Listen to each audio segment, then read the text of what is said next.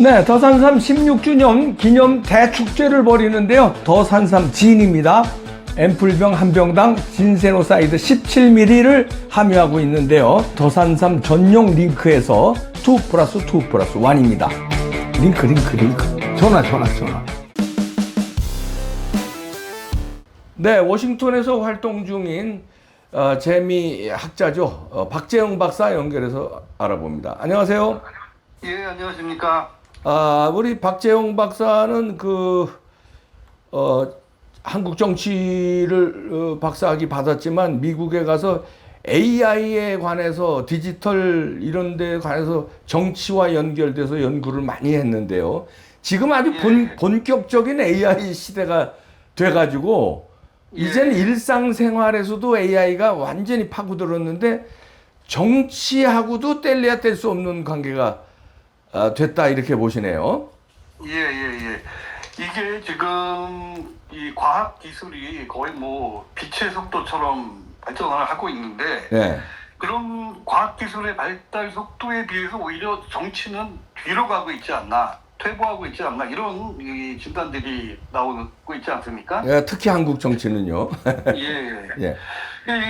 특히 이제 이 과학기술 중에서도 최근에 가장 관심을 받는 건 역시 인공지능 AI 쪽인데 네.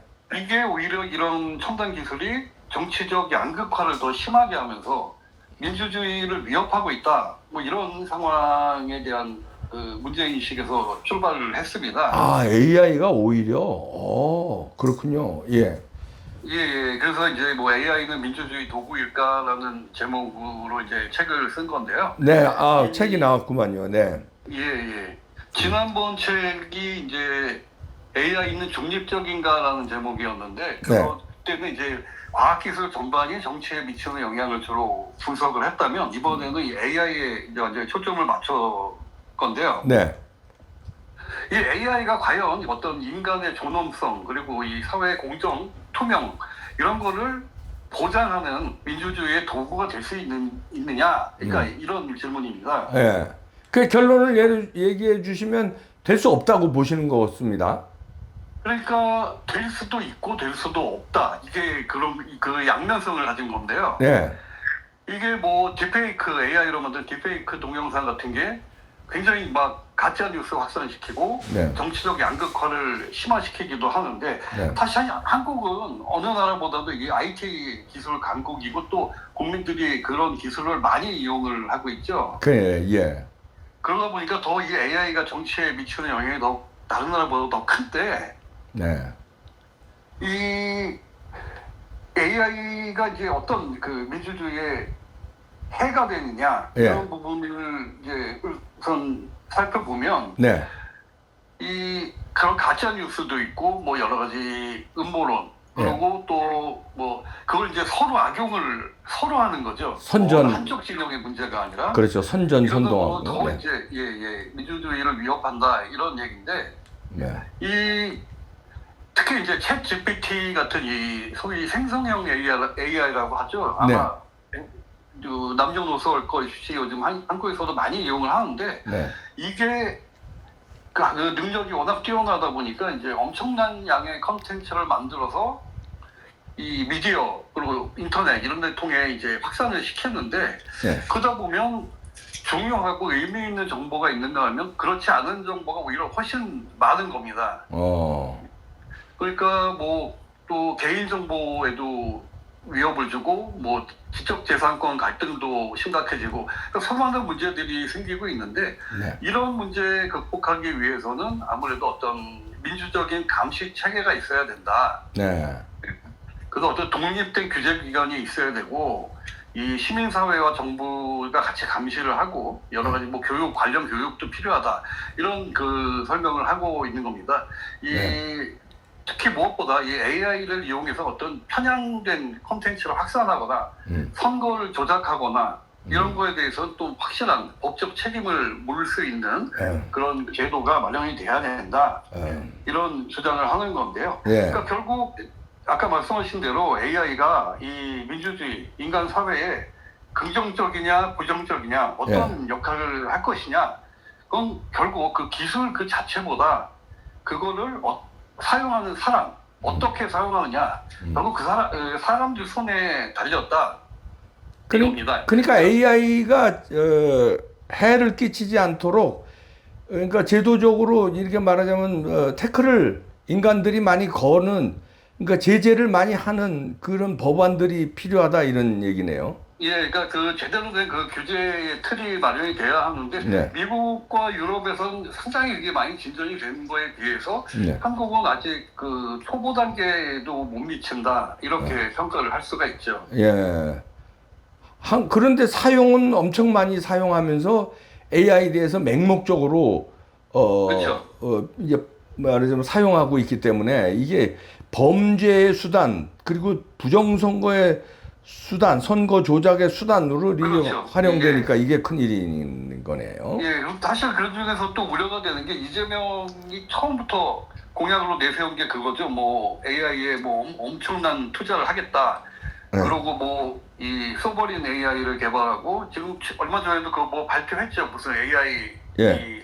뭐 어떤 기업 몇 개 정해서 그 대표 선수처럼 만들겠다 했는데 이게 AI는 결국 데이터가 움직이는 거고 그 데이터를 공급하는 그 의도에 따라 성격이 많이 바뀔 수가 있는데 너무 이게 정부에서 나서서 이걸 개발하겠다 지원한다 막 이러면 결국 그 개발하는 기업들은 정부 눈치 보고 정부 말을 따라갈 수밖에 없는 상황이고 그러니까 또 다른 어떤 AI 조작 같은 게 사실 상당히 우려가 됩니다. 아, 그러네요.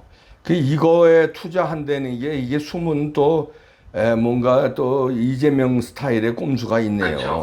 예. 뭐 대장동 그런 거는 저리 가라 하는 규모니까. 아, 그죠. 그리고 그 영향력은 그 전 국민한테 뿐만 아니라 외국에까지 영향을 미치는 거기 때문에 그냥 뭐 어떤 대장동 사기 같은 정도의 뭐 돈 해먹는 그런 거하고는 아예 다르죠 규모가. 아유, 규모가 아예 다른 거네요. 그렇죠. 아, 여기를 엄청난 투자를 바라보고 있거든요, 이재명이. 예. 아, 이게 위험해. 국민들이 관심을 갖고 네. 좀 감시를 해야 되지 않을까. 네. 지금 AI가 이제 챗 GPT도 있고 그록도 있고 뭐 중국발 뭐 그것도 있고 근데 미국 사람들은 어느 AI를 제일 많이 써요? 생성형 AI. 아무래도 그 제일 많이 알려진 건 챗 GPT인데 예. 이걸 이제 좀 사용을 활발하게 하는 사람들, 뭐 특히 연구자들이나 학생들은 네. 다 용도별로 따로 씁니다. 용도별로. 예, 만약에 저 같은 경우는 네. 이제 자료 검색할 때는 이 퍼플렉시티라는 거가 있고, 예. 그리고 라이너라고 한국에서 개발한 게 있는데 이게 상당히 좋아요. 아, 라이너. 이거 좋아요? 예, 예. 예. 예. 그리고 특히 한국에서 개발한 거라서 한국 사람들한테 좀 더 잘 맞는달까? 아, 그렇군요. 예. 그룹은 어때요? 그룹은? 그거는 저는 많이 안 쓰는데 예. 그냥 어떤 깊이 있지 않고 좀 전반적인 검색하고 그럴 땐 그러기나 제미나이 같은 걸 많이 쓰죠. 아, 전반적인 그 네이버 검색 같은 수준. 예. 아, 그러나 좀 전문적으로 들어갈 때는 다른 거를 챗 GPT라든가 다른 걸 많이 쓰는군요. 예. 자, 그러니까 자기 워낙 여러 가지가 있기 때문에 본인이 이게 이것저것 써보다가 마음에 드는 걸로 이제 좀 집중해서 쓰고 각도 용도에 맞게 뭐 동영상 만드는데 강한 AI가 있고 네. 또 뭐 어떤 글을 써주는 AI가 있고 예. 뭐 여러 가지 또 뭐 번역을 주로 하는 건 뭐 이제 디벨 같은 것도 있고 네. 여러 가지 이제 용도에 맞게 여러 가지를 이제 맞춰서 맞춤형으로 쓰는 게 이제 추세죠. 네, 그렇군요. 나 AI가 앞으로 엄청난 민주주의에 해악을 끼칠 수 있는 그 잠재적인 요소가 있기 때문에 이걸 어떻게 인간이 잘 다루느냐 이게 이제 앞으로 중요하네요. 예. 그래서 저 책에서 제시하는 건 뭡니까? AI는 민주주의의 도구일까? 퀘스천 마크를 달면서 제시하는 거는. 그러니까 당연히 민주주의를 위한 도구가 돼야 되겠죠. 네. 현재로서는. 그렇죠. 그러니까 뭐 이 여러 가지 그렇게 간단한 문제가 아니지만 네.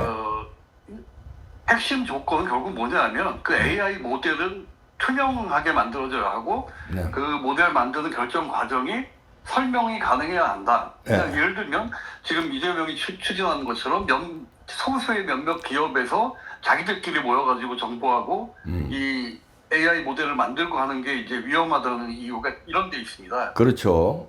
예. 알고리즘 작동 방식을 자기들 유리한 쪽으로 알고리즘을 작동하게 하면은 이게 데이터가 잘못 나올 수 있거든요. 예, 그러니까 그 알고리즘이 왜 그렇게 만들어졌고 그렇게 결정을 했는지 그 영향을 받는 사람들이 그거를 이해할 수 있어야 됩니다. 그러네요. 그냥 너희들 몰라도 돼라고 하는 건 얼마든지 조작 가능성이 있기 때문에 그렇죠. 그런 예. AI로 대중을 선동하면서 대중의 어떤 의식을 조작하고 그다음에 정보를 조작하고 나아가서 선거도 조작하고 이럴 위험성이 있기 때문에 여기에 이재명이 AI에 엄청 투자한다고 그러고 자기들 식으로 알고리즘을 이렇게 할까봐 겁이 나네요. 그 능히 그럴 위험성을 가지고 있는 집단이기 때문에요. 네. 예. 그러니까 AI에 의한 조작이나 뭐 세뇌 이런 건 본인이 거기에 당하는지도 모르고 당하게 되죠. 모르게 당하죠. AI가 마치 진실인 것처럼 믿고 그렇죠. 거기에 나온 데이터가 아주 팩트인 줄 알고 받아들이거든요. 예. 근데 알고리즘을 자기네들이 유리하게 조작을 해버리면 그러니까 필터링을 걸러서 나오니까 그러니까 그냥 그건 그렇게 맞나 보다 이렇게 생각하게 되면 상당히 위험한 부분이 많죠. 그러네요. 이거 이재명이 여기 공을 들이는 이유가 또 무서운 이유가 있네요. 아이고. 그럼요. 완전히 그 국민들의 생각을 지배할 수도 있으니까. 그러네요. 야, 이거 과거에 김일성 집단이 세뇌 공작 이거는 옛날식이고 아날로그식이고 이제는 디지털 시대에 세뇌 공작 국민들 세뇌를 시켜서 그리고선 나중엔 조작을 해버리고. 어마어마했네요. 이게 위험성이. 네. 그렇죠. 이 책에 뭐 자세히 여러 가지 나와 있으니까 특히 AI는 지금 현대 사회에서 모르면은 어떻게 살 수가 없는 세상이 됐으니까 우리가 AI 공부도 할 겸 이런 거를 이 책을 좀 읽어봐야 되겠네요. 많은 관심을 좀 가져주세요. 네, 한국에서도 이거 살 수 있는 거죠? 한국에서 출간이 된 거죠. 한국에서 출간된 거죠? 기존 예스24나 교보문고나 이런데 한국말로 나온 거죠? 그럼요. 예, 알겠습니다. 박재영 박사였습니다. 고맙습니다. 감사합니다. 네. 아이고, 야, 이재명 여기에 공들이는 이유가 무서운 이유가 있었네요. 이거 큰일 나겠네요.